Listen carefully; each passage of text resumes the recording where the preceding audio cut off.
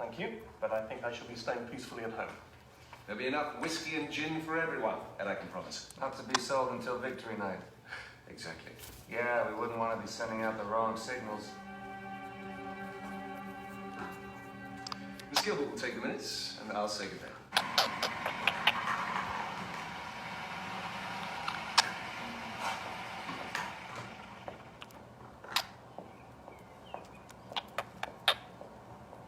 I should be going as well. Actually, Mr. Foyle, there was one thing I wanted to talk to you about. Yeah? It's a private matter. I wonder if I might call in at the police station this afternoon. I am, anytime you like. Thank you. Going my way?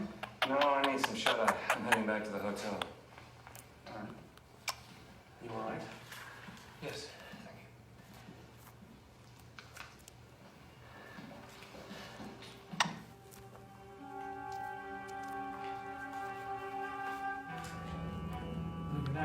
Oh no.